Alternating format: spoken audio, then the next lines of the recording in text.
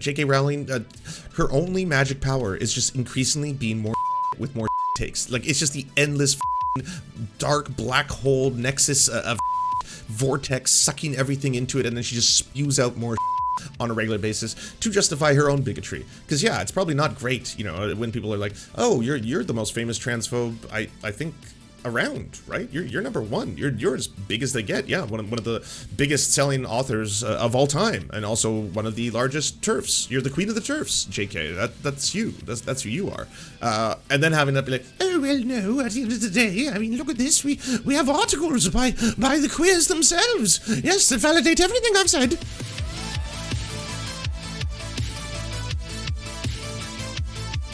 I believe there's some people online who try to like fool you into thinking that like J.K. Rowling isn't actually transphobic and be like, well, what has she ever said that's transphobic? It's like, oh, well, there's people who've actually cataloged the entirety of it at this point. You can go to one of their articles, you know.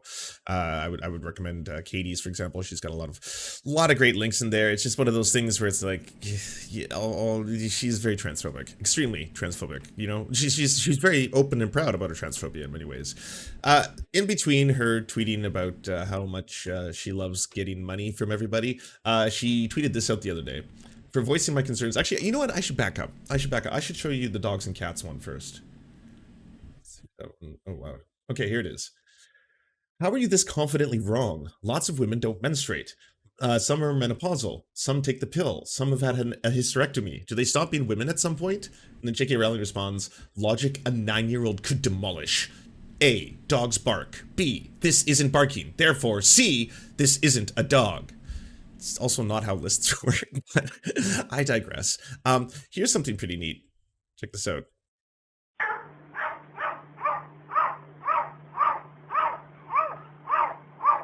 This isn't magic.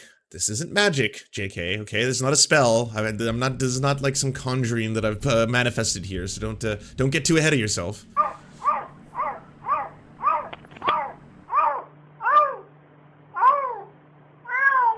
Oh, now it's a cat. That's weird. It went from dog to cat. ABC. We did it, everyone. That was an easy one to debunk. So anyways, let's go back to the article. It's pretty easy to find because the ace. For voicing my concerns about gender-affirming care for minors, I've been called a transphobic bigot. If that's what speaking out against the medicalization of homosexuality makes me, then so be it. The medicalization of homosexuality. And she saw fit to post this. On Maine. Yeah. Homophobia in drag. You heard that right. Until I had seen it, until I'd actually seen the headline, until I had seen the fact that J.K. Rowling, that J.K. Rowling had tweeted this out, I probably wouldn't have believed it. At first, it seems like pretty extreme. Seems also kind of like maybe related to some issues, gays against groomers, the LGBT Alliance, both hate groups, you know, the ones that try to isolate trans people from being part of a rainbow, and the overwhelming majority of the rainbow is like, nah, you're isolated, all of y'all. You're just a bunch of hateful bigots. Yeah, you can be a hateful bigot and queer, which you all clearly are, every single one of them. Yeah, you can be gay and be a bigot. Absolutely, you can be gay and be racist. I know, it's wild, but one thing does not cancel the other one out. And in this case, that's pretty much the pathway we're going down here. Transgender ideology has breathed new life into a dark, old prejudice. Yes, so if you accept trans people, you're a homophobe. All of you. Terrible, disgusting homophobes. When I was a young boy, I loved spending the nights at my grandmother's house. There, I could stay up as late as I wanted, and in the mornings, there would always be Cinnamon Toast Crunch for breakfast.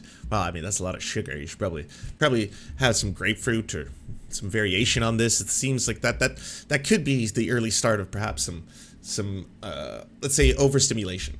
But the best part was raiding the closet in her basement, which was full of gowns she had worn in the 1960s and 1970s. Frilly pink and purple confections made of lace, chiffon, I don't know how to pronounce that, I'm sorry. I'll say chiffon for now. I would put them on and watch the Golden Girls, sophisticatedly sipping Coke from a wine glass. When I was 9, my dad bought a video camera, a giant monstrosity that my siblings and I struggled to balance on our shoulders while we filmed home videos. Alone, I'd prop the camera on my coffee table and record myself modeling various outfits, explaining to the camera why this plaid shirt went on and these cargo shirts, or why this starter jacket complemented these acid wash jeans so perfectly. I captured on camera the dance I'd painstakingly choreographed to Marky Mark and the Funky Bunch's Good Vibrations. As a kid, and again, I'm reading a transphobic article here. All of this setup is the same thing that you've heard over and over again. It's exactly what I thought it would be. It's we're going down the road of, well, you know, some boys like to play dress up, some boys like to dress up as women.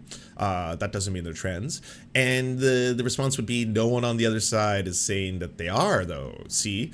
Like, all of y'all just can't accept something that you don't fully understand. And in this case, it happens to be cis gay people who can't accept trans people. Yes. And then they have to go forward and do, well, there's men who dress up as women. And it's like, yes, there are. And there's also cis men who still, as adults, dress up as women. There's femboys. There's people who want their gender presentation to be very feminine because that's what makes them feel comfortable in expressing themselves. Nothing wrong with any of it. It's all fine. It's all fine. That doesn't mean necessarily that they're trans. They could be trans. We don't know that. That's up to them to let us know on the other end. That's you know, that's their information to impart. The boys were quick to push and shove. They loved to whack each other with their aluminum sticks. Girls relied on their speed, their reflexes and skills. They honed to keep the ball securely cradled in the shallow mesh of their wooden sticks. I grew up in a fundamentalist Christian community. Well, yeah, that hasn't really changed in terms of the fundamentalist part.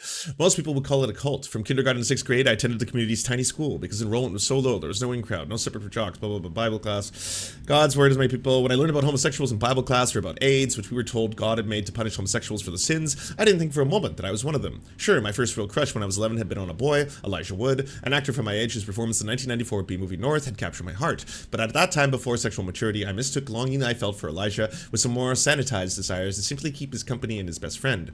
I indiscriminately absorbed all the lessons I learned from homosexuals as if they were and would always be irrelevant in my life. The summer after my 6th grade year, my family left the community we moved to in a neighboring town. I began 7th grade in a larger public school where there was definitely an in crowd. My new classmates wasted little time informing me how unacceptable it was for a boy like me to behave the way I did, the way I enunciated my S-words, the way I brushed my auburn hair, which I'd highlighted my previous summer with the sun in. They would call me the F-slur delivered to me on notes, and everyone said it was my dirty little secret. They asked me frequently, are you a boy or are you a girl? Well, of course, I was a boy. I would respond, trembling.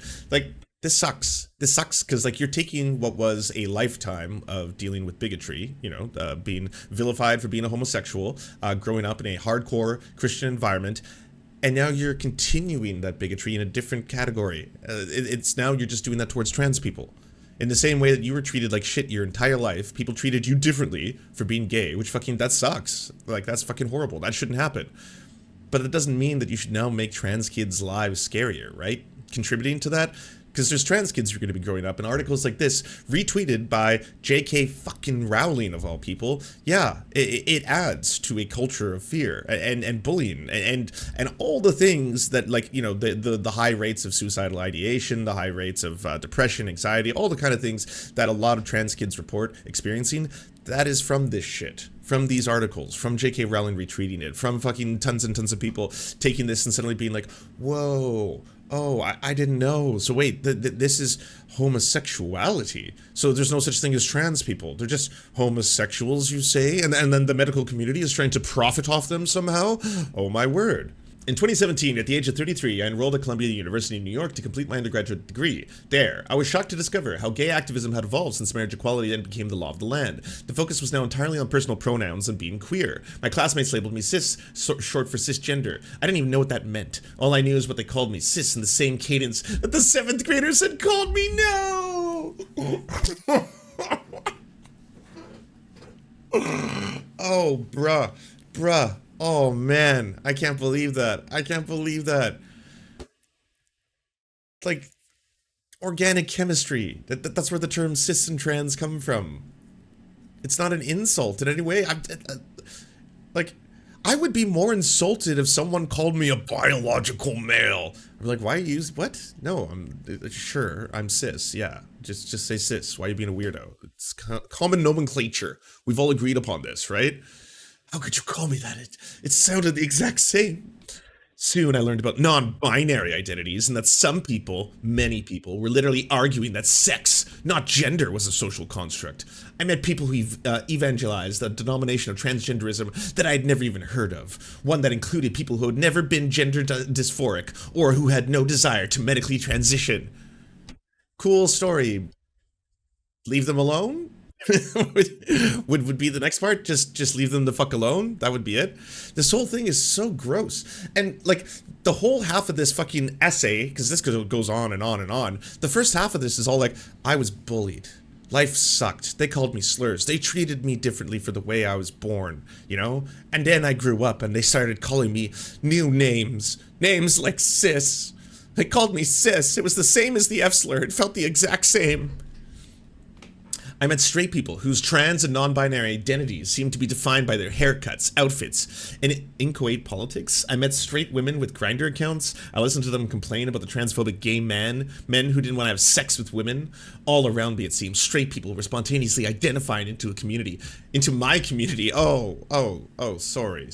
Okay, so what am I considered okay to talk about this? Are the bis allowed to have an opinion on this one, or is it going to be that same thing where they have their own form of biphobia and discrimination because it's not quite gay enough? No, you can't be like a 1-5 on the Kinsey scale and then suddenly think that you have a right to be inside the rainbow. Okay, we decide who gets to be the rainbow.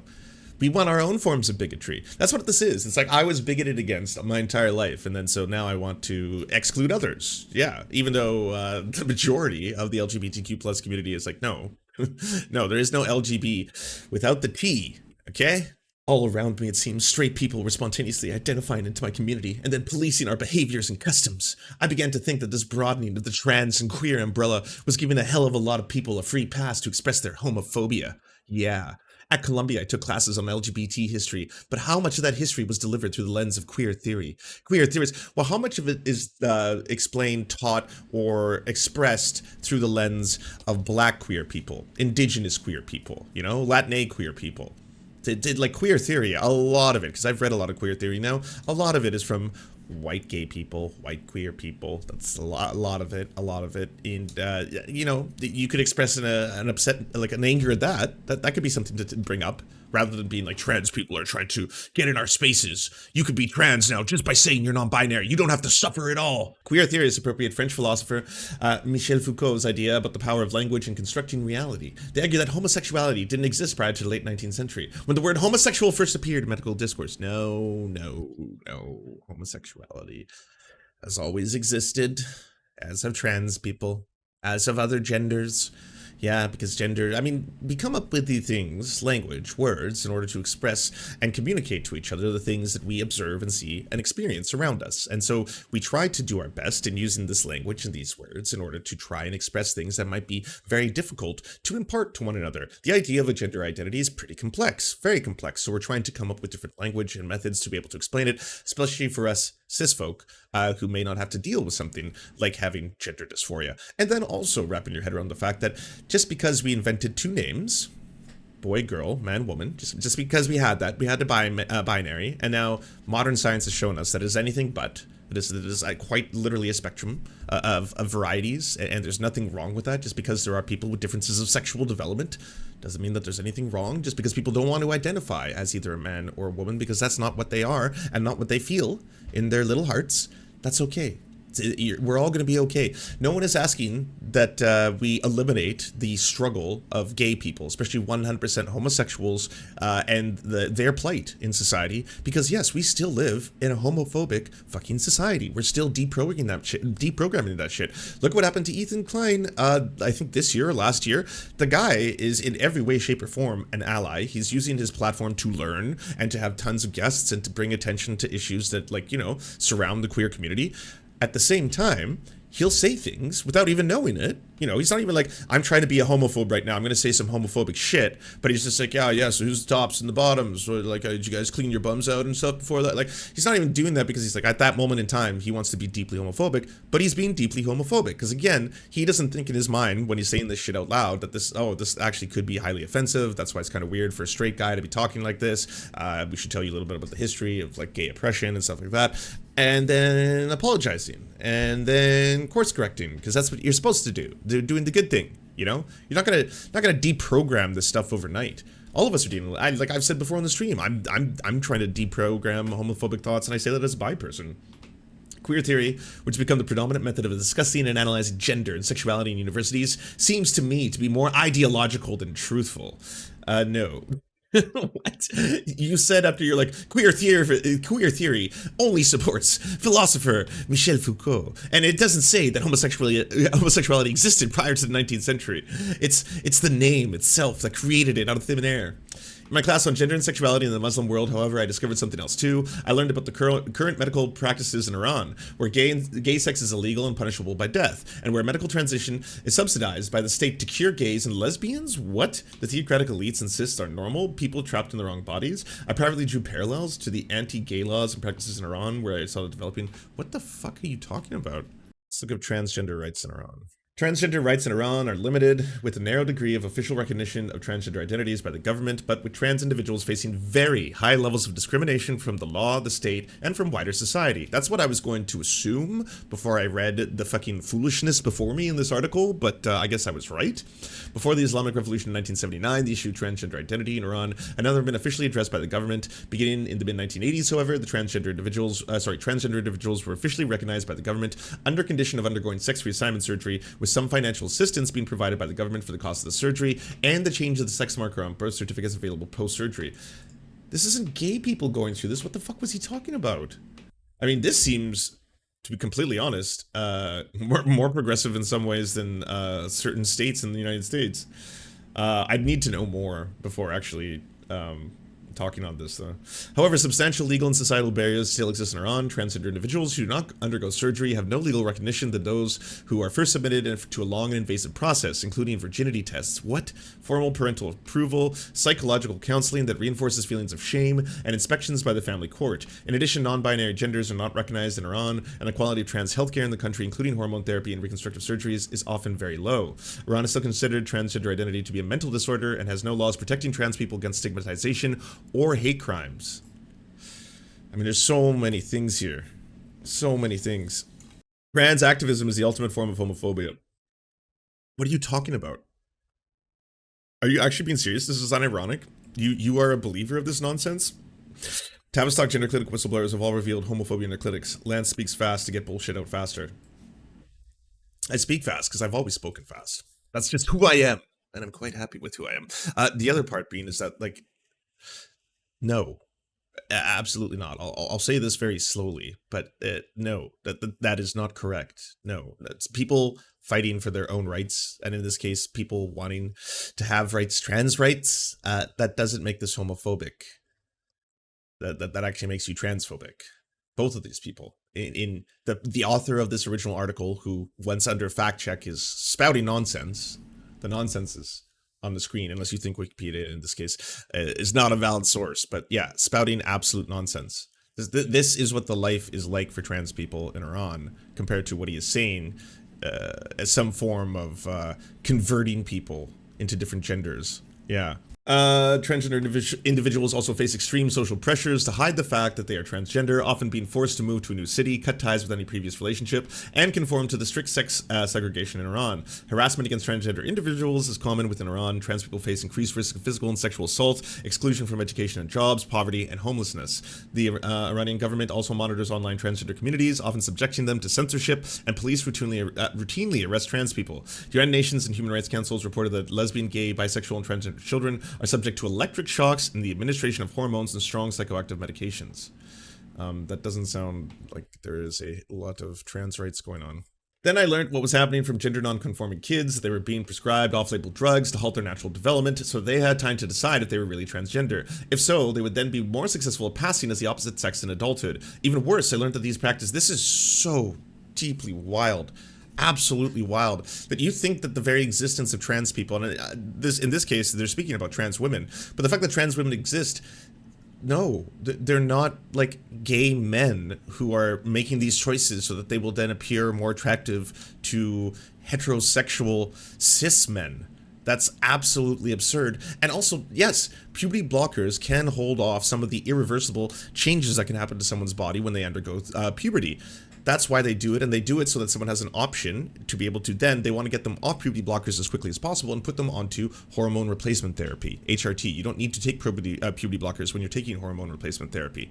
In no way, shape, or form is that being done to try and barter or to try and hold off when trans people are eventually going to be able to come out and say that they're trans, anything like that. It feels like I'm living in an episode of The Twilight Zone. Because you're probably indoctrinating yourself with a whole bunch of right-wing shit, because right out of the gates, you couldn't accept trans people. You think they're somehow infringing on the rainbow, which is just so fucked, right? Like, this is a transphobic gay man. And now you're getting it to such absurdities that you're pushing ahistorical information, unscientific information, using it again to be a bigot towards people when you were bullied. The first half of this story is just like, it's really sad how you were treated, and I agree. That's fucked up that people bullied you for being gay. Like, they're fucking horrible, horrible people. And you're being a horrible person right now. I wondered how differently the so-called trans kids were from the little boy I had been. Obviously, I grew up to be a gay man and not a trans woman, but how could gender clinicians tell the difference? Why don't you speak to one? Why don't you do fucking 1 ounce of research on this shit? You don't walk into a gender clinic, sit down, and then the gender clinician is like, so, are you perhaps gay? I don't know. I'm confused. Well, sounds like trans. Yeah, it sounds like you're trans. We're probably gonna have to, I don't know, start surgery today if you have time. That's how this works, apparently. Yeah, so you're trans, not gay, and let's just get to it. What I learned validated all my worst fears. I learned for decades after the invention, synthetic sex hormones were used by doctors and scientists who sought to cure homosexuality. What does that have to do with trans people? And by law enforcement chemically castrating men convicted of committing homosexual acts. What does that have to do with trans people? Oh god, I fear Lupron is coming up pretty soon. Yeah. I learned about actress and singer Christine Jorgensen, one of the first people in the US to become widely known for having sex reassignment surgery in the early 1950s. May now be celebrated by a modern LGBTQIA+ community as a trans icon, but you're misgendering, aren't you? Yeah, she seemed, okay, hold on. You're going to misgender. I want to look at it. It's like I'm 99% sure she's a she, her. Yeah, she, her.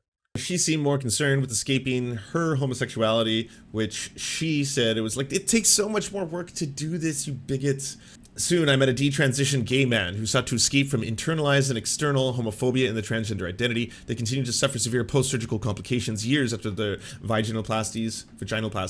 I began to fear that we reached the point of no return a couple of years ago. During this conversation I had with a progressive friend, I told her that if I had been a young boy now, I likely would have been prescribed puberty blockers and gone on to medically transition. No, that's such an absurd claim, because like, it's again one of those things where gender clinicians, they want to be able to help children. They want to help children. And there is a very small percentage of kids who are trans. It's a very small percent. So when they are talking to children in the many, and this sometimes can go on for years, many consultations, they're most likely going to use a variety of different tools that they have to try and assess whether or not a child is in fact cis or trans, or whether they are in fact simply homosexual. That is something that they're well aware of, and that they have. And when I interviewed a gender clinician on here, she said yes, and that's happened before. She's like, we've had people who entered, the kid didn't know whether or not they were trans or cis or perhaps homosexual. It turns out, after many different sessions, that they discovered that they were in fact a homosexual kid, and that was all there was.